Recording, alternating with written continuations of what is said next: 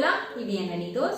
नमस्कार और आपका स्वागत है स्पेनिश की कक्षा में, जहां हम स्पेनिश बोलना, लिखना, पढ़ना, समझना सीखते हैं हिंदी भाषा में बात करते हुए।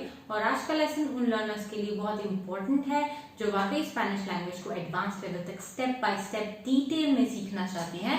तो पहला स्टेप उसमें होगा पार्ट्स ऑफ सेंटेंसेस को समझना। तो आज हम पार्ट्स ऑफ सेंटेंसेस को समझेंगे और ये मेरी तरफ से एक सजेशन भी है कि अगर आप कोई भी नई लैंग्वेज सीखते हैं तो as a beginner parts of sentences पे आप ज्यादा कंसंट्रेट कीजिए, क्योंकि अगर आप पार्ट्स ऑफ सेंटेंसेस को एक एक करके अच्छे से जान जाएंगे तो आगे आने वाले सारे लेवल्स को सीखना आपके लिए काफी इजी हो जाएगा।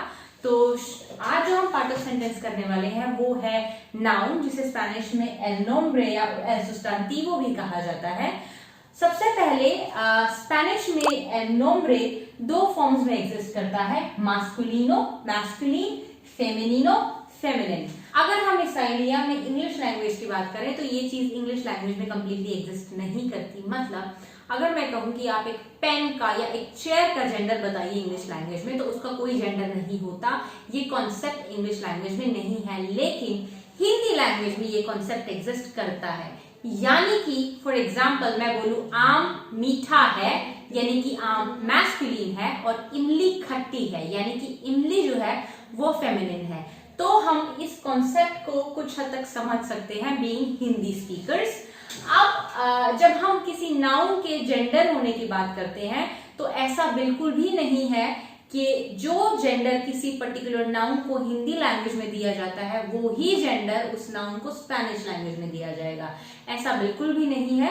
स्पेनिश लैंग्वेज में किसी का मैस्कुलिन या फेमिनिन होना कुछ रूल्स पे डिपेंड करता है, जिसमें बहुत सारी एक्सेप्शंस भी हैं।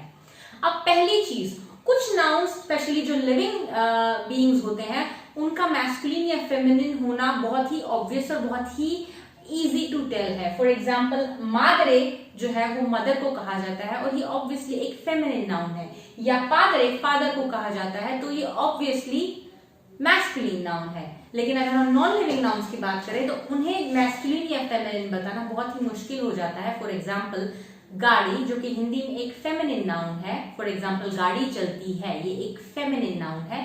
स्पेनिश लैंग्वेज में इसे कोचे कहा जाता है, कुछ साउथ अमेरिकन कंट्रीज में इसे कार्रो भी कहा जाता है। तो कोचे एक मैस्कुलिन नाउन है, इसलिए हम इसे कहेंगे एल कोचे। और चेयर जो कि कुर्सी होती है, हिंदी में वो फेमिनिन नाउन होती है, कुर्सी रखी है, स्पेनिश में भी एक फेमिनिन नाउन है, इसलिए इसे कहेंगे ला सिया। सिमिलरली मादरे, जैसे कि मैंने बताया मदर को बोलते हैं, इसलिए हम इसे ला मादरे कहेंगे। और पादरे जो कि फादर है उसे हम एल पादरे कहेंगे। अब ये ला और एल जो है वो काफी इंपॉर्टेंट रोल प्ले करते हैं जब हम नई वोकैबुलरी को लर्न करते हैं। वो ऐसे कि ये ला और एल एक्चुअली इंग्लिश के द की तरह है। इन्हें आर्टिकुलोस डेफिनिटिवोस कहा जाता है। जैसे अंग्रेजी भाषा में हम नाउन से पहले द का इस्तेमाल करते हैं, स्पेनिश लैंग्वेज में अगर वो नाउन मैस्कुलिन है तो हम द की जगह एल का उपयोग करते हैं, और अगर वो नाउन फेमिनिन है तो हम द की जगह ला को यूज करते हैं। ये एक बहुत ही यूजफुल एडवाइस होगी कि किसी भी नाउन को स्पेनिश लैंग्वेज में लर्न करें तो उसके साथ एल या ला भी ऐड करें। ऐसा इसलिए क्योंकि जब हम वोकैबुलरी में काफी एडवांस लेवल पे जाते हैं तो हमें पता चलता है कि काफी रूल्स हैं जो किसी नाउन के मैस्कुलिन या फेमिनिन होने के लिए हमें गाइड करते हैं, बट बहुत सारी एक्सेप्शंस भी हैं। तो किसी किसी केसेस में काफी डिफिकल्ट हो जाता है ये पता लगाना कि एक पर्टिकुलर नाउन मैस्कुलिन है या फेमिनिन। लेकिन अगर आपने उस नाउन को लर्न ही एल या ला के साथ किया है तो आप छट से बता सकते हैं कि वो मैस्कुलिन है या फेमिनिन। फॉर एग्जाम्पल अगर आप गाड़ी की स्पेनिश ट्रांसलेशन याद करें तो हमेशा उसे एल कोचे से याद करें, और अगर आप चेयर की ट्रांसलेशन याद करें तो हमेशा उसे ला सिया से याद करें। तो जब भी आपको किसी सेंटेंस में से यूज करना है तो आपको ऑलरेडी पता है कि गाड़ी मैस्कुलिन है एल कोचे, और जो चेयर है वो फेमिनिन है ला सिया। अब हम कुछ रूल्स के बारे में बात करेंगे जो आपकी मदद करेंगे ये बताने में कि कोई नाउन मैस्कुलिन है या फेमिनिन। ये सारे नाउन्स मोस्टली आज की वीडियो में वो ही नाउन है जो पेयर में एग्जिस्ट करते हैं, यानी कि जिनके मैस्कुलिन और फेमिनिन दोनों फॉर्म्स एग्जिस्ट करती हैं।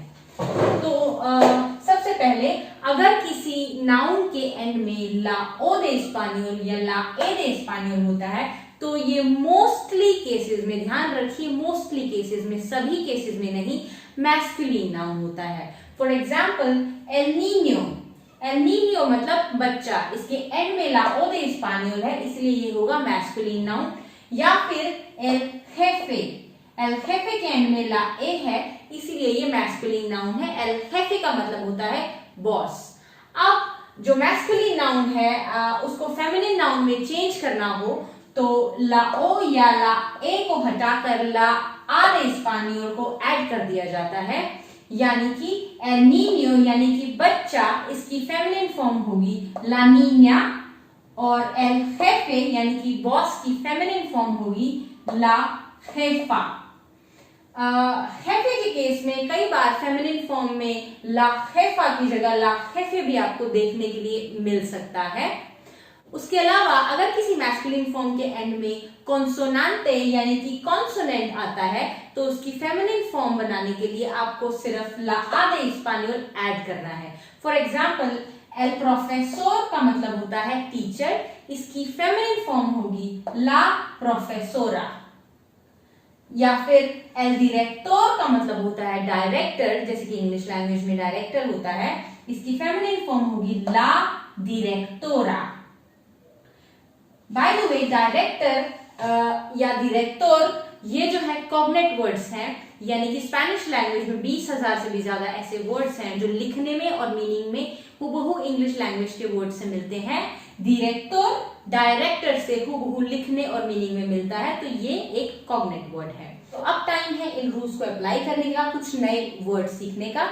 तो आज हम एक्चुअली करने वाले हैं फैमिली ट्री, यानी कि कुछ रिलेशनशिप जो हमारी लाइफ में एग्जिस्ट करते हैं। ये एक पिक्टोरियल रिप्रेजेंटेशन है फैमिली ट्री का। यहां पे सबसे पहले ग्रैंड पेरेंट्स, फिर इस तरफ पेरेंट्स, और यहां इस तरफ उनके बच्चे, और इस तरफ हैं कजन्स यानी कि चाचा चाची, मामा मामी, और उससे अगली जनरेशन है इन चिल्ड्रन की, इन बच्चों के कजन्स की जनरेशन। तो इसको स्टडी करने के लिए हम एक सेंट्रल कैरेक्टर पे कंसंट्रेट करेंगे जो है पाउला। पाउला एक बहुत ही कॉमन स्पेनिश नेम है, तो इसलिए मैंने सोचा कि क्यों ना इसका नाम पाउला रखा जाए। तो पाउला के पॉइंट ऑफ व्यू से हम सारे रिलेशनशिप्स स्टडी करने वाले हैं। तो सबसे पहले जैसे कि मैंने ये बोला कि ये तीनों भाई बहन हैं, तो ऑब्वियसली ये जो कैरेक्टर है, ये जो बॉय होगा, ये होगा पाउला का ब्रदर। ब्रदर को स्पेनिश लैंग्वेज में एरमानो कहा जाता है। रिपीट, एरमानो। अब हमें ऑलरेडी पता है कि जब किसी मैस्कुलिन फॉर्म के एंड में लाओ दे स्पानियोल होता है, लाओ, तो उससे फेमिनिन में चेंज करने के लिए लाओ की जगह ला आ को ऐड कर दिया जाता है। इसका मतलब ये हुई पाउला की एरमाना, सिस्टर। रिपीट, एरमाना। गुड, एरमानो, एरमाना। ब्रदर्स या सिस्टर या फिर भाई बहन को इकट्ठा अगर हमें एड्रेस करना हो तो हम इन्हें एरमानोस कह सकते हैं। तो मेरे पीछे रिपीट कीजिए, एरमानोस। यानी कि ये दोनों पाउला के एरमानोस हैं। अब चलते हैं नेक्स्ट जनरेशन की तरफ, यानी कि पेरेंट्स की तरफ। मैंने आपको ऑलरेडी बताया कि फादर या मदर को पादरे और मादरे कहा जाता है, लेकिन कॉमनली स्पेनिश लैंग्वेज में इन्हें पापा और मामा कहा जाता है। तो रिपीट कीजिए मेरे पीछे, पापा, मामा। यहां हम सेकेंड सिलेबल पे थोड़ा स्ट्रेस डाल रहे हैं क्योंकि यहां तिल्दे या फिर एक्सेंट मार्क है ला दे स्पानियोल पे। उसके अलावा अगर हमें दोनों पेरेंट्स को इकट्ठा एड्रेस करना हो, यानी कि जैसे हम इंग्लिश लैंग्वेज में पेरेंट्स यूज करते हैं फादर और मदर दोनों के लिए, स्पेनिश लैंग्वेज में इसे पादरेस कहा जाता है। रिपीट, पादरेस। अब हम चलते हैं नेक्स्ट जनरेशन की तरफ, यानी ग्रैंड पेरेंट्स की तरफ। ये केस दादा दादी या नाना नानी में से कोई भी केस हो सकता है। हम दादा या नाना को abuelo कहते हैं। Repeat, abuelo। और हम दादी या नानी को ये ओ हटाकर इसकी जगह अगर हम आ लगा दें तो हम हम कहते हैं abuela। Repeat, abuela। और अगर हमें ग्रैंड पेरेंट्स को इकट्ठा कॉल करना हो या इकट्ठा एड्रेस करना हो तो हम उन्हें abuelos भी बुला सकते हैं। Repeat, abuelos। अब हम बढ़ते हैं पाउला की फैमिली में राइट हैंड साइड, यानी कि ये हुए पाउला के मामा मामी या चाचा चाची, लेकिन इससे कोई फर्क नहीं पड़ता क्योंकि सभी रिलेशनशिप्स में जो मैस्कुलिन नाउन है उसे तियो कहा जाता है। रिपीट, तियो। और जो फेमिनिन नाउन है उसे तिया कहा जाता है। रिपीट, तिया। और दोनों को इकट्ठा तियोस कहा जाता है। रिपीट, तियोस।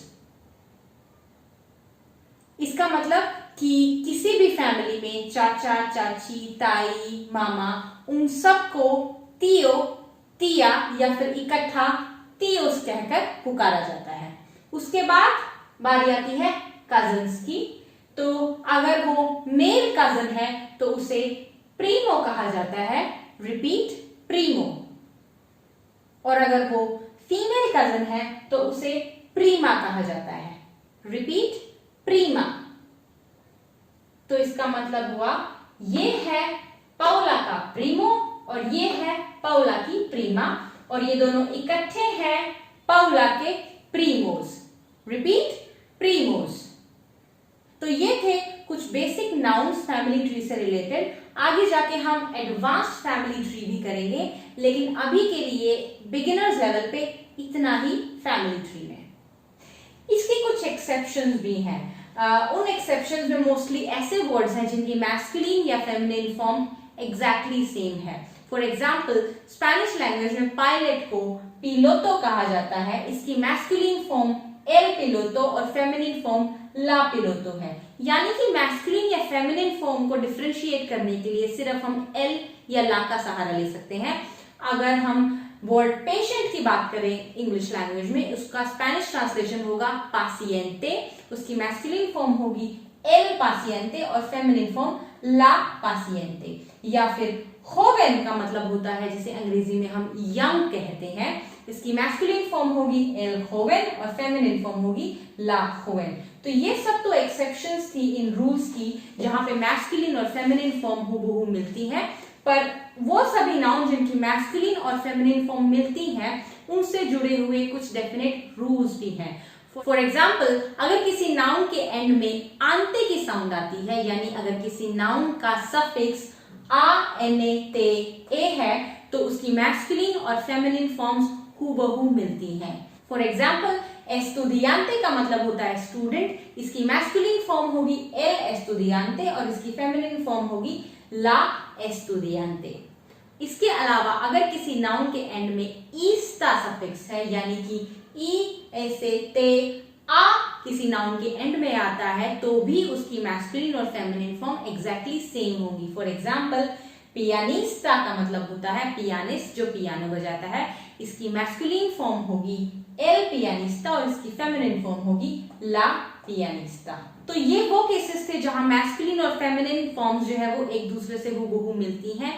लेकिन मोस्टली केसेस में ये जो रूल्स हमने पढ़े हैं ये ही गवर्न करते हैं किसी नाउन का मैस्कुलिन या फेमिनिन होना। हालांकि जैसे मैंने आपको कहा है, बहुत सारी एक्सेप्शंस भी हैं उससे मिलती हुई, यानी किसी किसी केसेस में मैस्कुलिन से फेमिनिन फॉर्म का जो चेंज है वो कोई भी रूल फॉलो नहीं करता है। फॉर एग्जाम्पल, एल एक्टर का मतलब होता है जिसे इंग्लिश में एक्टर कहा जाता है। कायदे से इसकी फेमिनिन फॉर्म होनी चाहिए ला एक्टोरा, क्योंकि जैसे मैंने कहा कि अगर कॉन्सोनांटे है एंड में प्रोफेसर की तरह, तो इसकी फेमिनिन फॉर्म होगी ला प्रोफेसोरा। तो एक्टर की फेमिनिन फॉर्म होनी चाहिए ला एक्टोरा, लेकिन ये एक एक्सेप्शन है, इसलिए इसकी फेमिनिन फॉर्म होगी ला एक्ट्रेस। और दूसरा ऐसा एग्जाम्पल है एल रे, जिसका मतलब होता है किंग। इसकी फेमिनिन फॉर्म होती है ला रेना। बाकी काफी और एक्सेप्शंस इसमें एग्जिस्ट करती हैं, जिसमें से एक एक्सेप्शन मैंने आपको शुरुआत में बताई थी। मादरे यानी कि मदर, पादरे यानी कि फादर, इन दोनों मैस्कुलिन या फेमिनिन फॉर्म्स का आपस में कोई रिलेशन नहीं है। तो ऐसे काफी सारे एग्जांपल्स हैं जो किसी भी पैटर्न या किसी भी रूल को फॉलो नहीं करते हैं। लेकिन ये रूल्स जरूर ध्यान में रखें, क्योंकि मैक्सिमम केसेस ये रूल्स को ही फॉलो करते हैं।